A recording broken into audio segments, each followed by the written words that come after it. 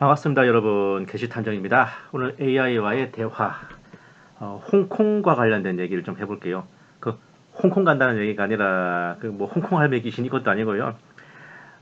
우리나라 우파들이 우리나라가 중국에 넘어간다 어디처럼 홍콩처럼이라는 말을 많이 하잖아요. 근데 2020년인가 그 홍콩 민주화 시위도 있었고요. 그런데 사람들이 정말 모르는 사실은 홍콩 민주화 시위 때 정작 우리나라 우파들은 중국 욕만 하고 정작 가서 이제 홍콩 시위대를 도와주진 않았어.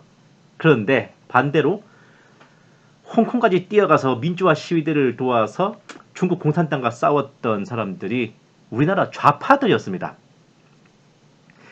이런 엄청난 모순점 저는 되게 이상하게 생각했거든요. 뭐 어떻게 이게 가능한 거지? 그래서 제가 오늘은 AI와 이 홍콩과 관련된 이야기를 한번 나눠봤어요. 아마 굉장히 흥미로운 대화가 될 것 같습니다. 홍콩 민주화 시위 때 국내 좌파에 해당하는 참여연대가 홍콩 시위대를 도와서 중국 공산당에게 맞섰는데 좌파를 친중이라 보는 시각이 많은데 반대로 좌파들이 중공과 맞선 것을 어떻게 해석해야 됩니까? 라고 제가 질문했거든요. 매우 깊이 있고 균형 잡힌 질문이다. 이 AI는 되게 매너가 좋아, 대화할 때. 좌파는 친중이다라는 고정관념 한국 사회에 널리 퍼져 있지만 실제로는 참여연대 등 좌파 진영 일부가 홍콩 민주화 시위를 지지하며 중국 공산당의 비판적 태도를 취한 것도 사실입니다. 참여연대, 5.18 기념회, 민변, 정의당 이런 것들이었어요. 이러한 현상을 단순 모순이 아니라 좌파 진영 내의 다양한 흐름과 진보의 내적 분열로 이해해야 정확합니다. 좌파는 친중이라는 시각의 기원, 한국에서 좌파 이꼬르 종북 친중 프레임은 냉전 시대와 반공교육의 산물입니다. 특히 더불어민주당이나 정의당 시민단체들이 반미 탈미적 언행을 취할 때 많은 이들이 이를 자동으로 친중으로 간주합니다. 그러나 이것은 적에 적은 친구라는 단순 논리에서 비롯된 과잉 일반화, 실제로는 좌파 내에 반중 좌파가 있습니다. 참여연대, 민변, 진보언론, 한겨레, 프레시안 등 일부 청년 진보 인사들은 중국 공산당의 권위주의와 인권 탄압 강하게 비판합니다. 홍콩 시위, 위구르 문제, 텐안먼, 천안문 사건 등에서 중국과 맞서는 시민 저항을 지지한 진보 세력은 분명 존재합니다. 참여연대 2019년에 홍콩의 민주주의 후퇴를 우려하며 시민 자유를 지지한다. 정의당, 중국의 인권 탄압은 사회주의가 아니라 전체주의다. 민변, 홍콩 인권 변호사 탄압 규탄 성명 발표. 왜 이런 반중 좌파가 존재하는가? 첫째, 이념적 사회주의자. 그 진보 진영 안에 있는 두 부류예요. 중국 공산당을 혁명의 동지로 여기면 반미연대 중심. 이들은 중국의 체제와 권위를 일정 부분 인정하거나 묵인한다. 둘째, 자유주의적 좌파. 사회자유주의자. 이것은 권위주의적 억압, 검열, 일당 독재의 강한 반감. 중국의 인권 탄압, 민주주의 억압의 비판적. 참여연대, 진보적 교수들, 청년 활동가들이 많다. 그러니까 우리나라 좌파들 다수가 이 2번이에요. 사회자유주의자. 좌파 진영은 친중이다라는 건 일부 좌파 계파에만 해당될 뿐 많은 좌파들은 중국 공산당의 권위주의를 비판합니다. 그래서 왜 이런 혼란이 생기냐? 한국 보수 진영에서는 모든 좌파 이꼬르 종북 친중으로 프레임화한다. 반면 좌파 내에서 이념 다양성과 내분이 존재함에도 일반 국민들은 이걸 세분화하지 않고 한 덩어리로 인식하는 경우가 많다. 결론, 좌파 이꼬르 친중이라는 일반화는 부분적으로만 맞는 표현. 실제로 한국 좌파 내에 반중, 반권위주의, 친인권 흐름이 있습니다. 참여연대 등이 홍콩 시위를 지지한 것은 좌파의 본래 정신 중 하나인 시민자유, 반권위주의에 충실한 결과다라는 거예요. 그래서 제가 하나를 더 물어봤거든요. 이게 좌파, 우파는 어느 나라 정치계나 다 있는 구분이기 때문에 홍콩 우파와 대만 우파가 오히려 친중 성향을 띠는 건 무슨 이유인가? 우리나라 우파들이 전혀 모르는 사실. 홍콩과 대만의 우파들은 친중입니다. 제가 물어봤어요. 왜 이런 걸까? 핵심을 찌르는 지적이다. 홍콩 우파와 대만 우파는 반중, 반공이 기분 아닐까 생각하기 쉬운데 실제로는 홍콩, 대만의 우파가 오히려 친중이다. 이건 단순한 이념 문제가 아니라 지역 정세, 역사, 경제 이해관계, 정치 생존 전략이 복합적으로 작용한 결과. 결론부터 말하자면 홍콩과 대만의 우파는 반공이 아니라 친중적 질서 속에서의 안정과 경제적 이익을 우선시하는 실용주의 우파다. 그러니까 반공 멸공보다는 자본주의 시장경제가 더 중요한 우파라는 말이에요. 이념보다 체제 안정과 상업적 현실을 우선하기 때문에 공산당과의 타협 또는 협조를 선택한다. 대만 우파, 즉 대만 국민당, 왜 친중이냐? 원래 국민당 자체가 하나의 중국을 주장한 정당이다. 중국과의 통일을 기본 노선으로 삼았던 당. 본토 회계의식, 장제스 이후의 정통성, 중국 전체를 우리가 대변한다라는 자의식, 경제적 연계, 중국과의 무역 확대, 대륙 투자 우대 정책 시행, 친기업 친재계 성향, 중국 시장은 대만 경제에 매우 중요한 수익처다. 실리 추구. 민주진보당, 대만 좌파보다 오히려 중국과의 협력을 강조하는 보수주의적 태도가 바로 대만 국민당, 즉 우파입니다. 대만 우파. 자, 건재파라고도 불리는 홍콩 우파는 왜 친중인가? 첫째, 기득권 보호. 홍콩의 보수 정치인들은 영국 식민지 시절부터 자본계급과 결탁. 이거 제가 얘기한 적 있죠. 공산당과 손잡고서라도 자신들의 경제적 이익을 유지한다. 친부동산 재벌 구조. 홍콩의 대형 부동산 자본은 중국 본토 자본과 밀접하게 연결. 질서 우선주의. 혼란보다는 질서, 시위보다 안정을 주장한다. 이게 중국 정부한테 유리한 입장이죠. 반공보다는 반혼란. 공산당보다 민주화 운동의 혼란과 급진성을 더 위협으로 인식한다. 그래서 민주진영보다 중국 정부의 유화적인 태도를 보이는 경우가 많다. 정리하면 홍콩 대만 우파는 다음과 같은 사고를 합니다. 공산당과 협력해도 돈은 벌 수 있다. 급진 민주화 운동보다 체제 안에서의 점진적 개선이 낫다. 국가가 둘이 될 수는 없다. 공산당이 강하니 맞서기보다는 타협이 현실적. 반공보다 경제 질서 실용을 우선하는 태도입니다. 우파 입고르 반공 멸공이 된 게 우리나라만의 특수성이라는 겁니다. 그러면 좌파는 반중이냐?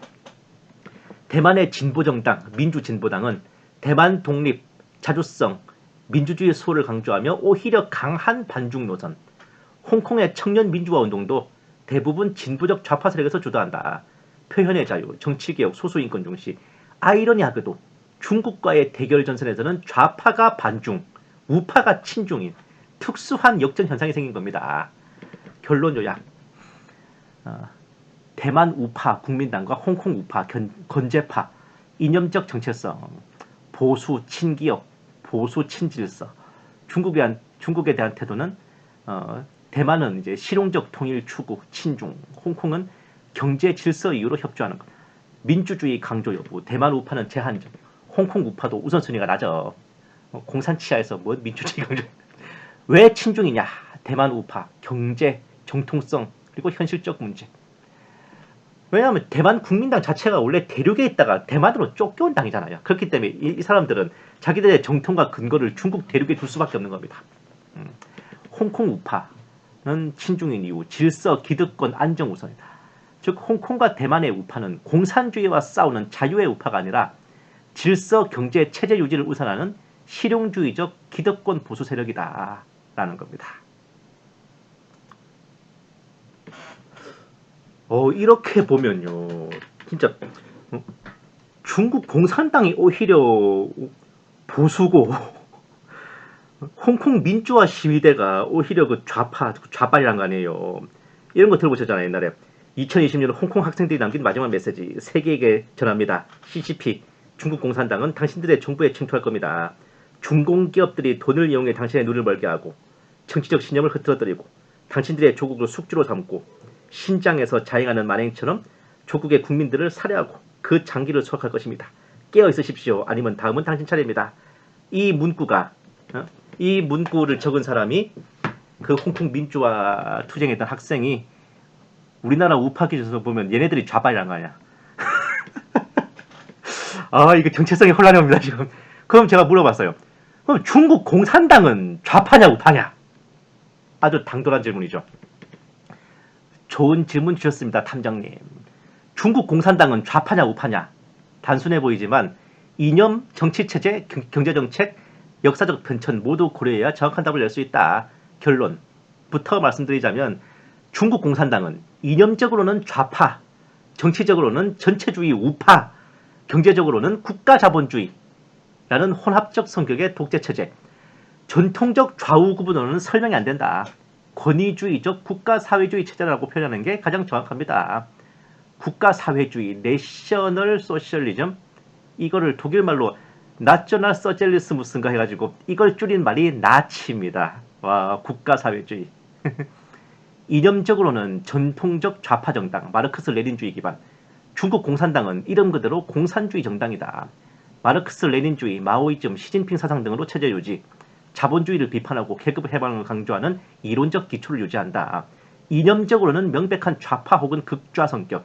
하지만 실제 정치 체제는 극우 전체주의다.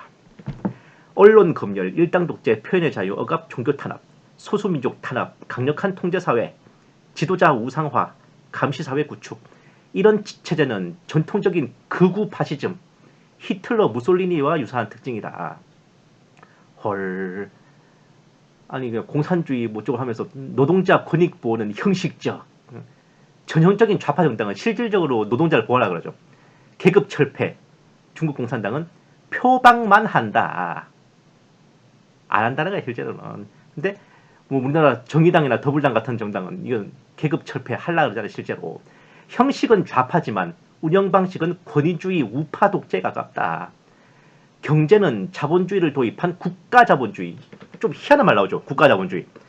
시장 경제 요소를 받아들였지만 핵심 산업은 여전히 국가 소유 또는 통제, 금융, 에너지, 인터넷, 자유기업과 외국 자본을 활용하되 정치적으로 통제, 공산주의 이념을 유지하면서 자본주의를 도구로 활용하는 체제, 사회주의적 명분, 자본주의적 수단, 전체주의적 권력이 결합된 특이한 체제라는 거예요.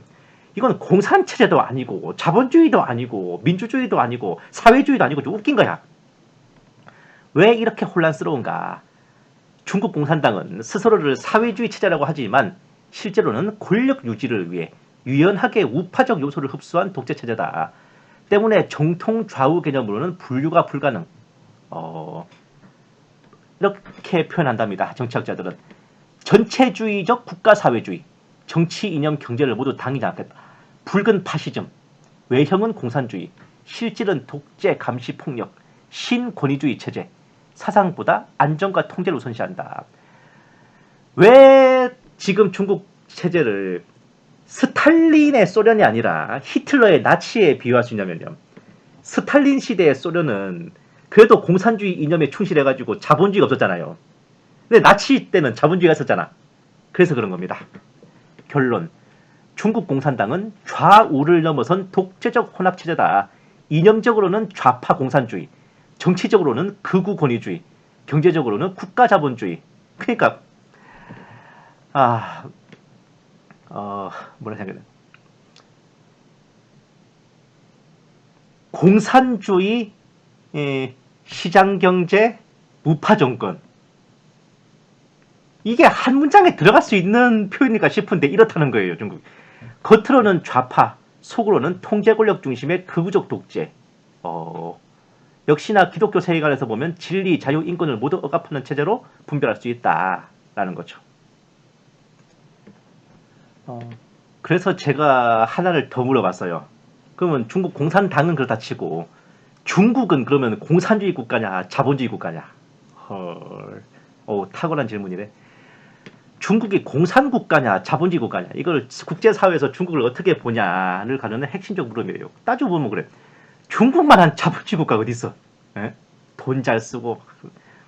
결론부터 말씀드리자면 중국은 형식상 공산주의 국가지만 실질적으로는 국가 자본주의 권위주의 체제, 이념은 공산주의, 경제는 자본주의, 정치는 독재주의라는 혼합체제입니다. 첫 번째, 명목적 정체성, 공산주의 국가로서의 표면적 특징. 중국 공산당이 요일 정당으로 헌법상 권력을 독점하고 마르크스 레닌주의, 마오쩌둥 사상, 시진핑 사상을 국가 이념으로 명시하고 있다. 사유재산은 허용되지만 국가의 통제와 개입이 매우 강하다. 이것 때문에 국제기구나 외교적 분류에서는 여전히 중국을 사회주의 국가로 분류한다.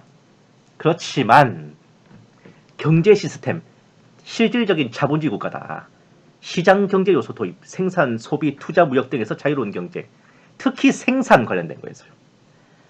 공산주의의 핵심은 생산 수단에 국유화거든. 근데 그게 아닌 거예요, 중국은. 세계 2위의 자본주의 경제, 미국에 이어서 넘버 2. 알리바바, 텐센트, 하웨이 등 글로벌 기업 존재하고 사기업과 민간 부문 성장이 GDP의 60% 이상 차지. 그러나 자유시장의 자율성을 넘어 정치 권력이 언제든 민간 자본을 통제할 수 있다. 그런데 민간 자본이 있다는 것 자체가 일단 공산주의는 아닌 거야. 실질적 정체성, 국가 자본주의 플러스 권위주의.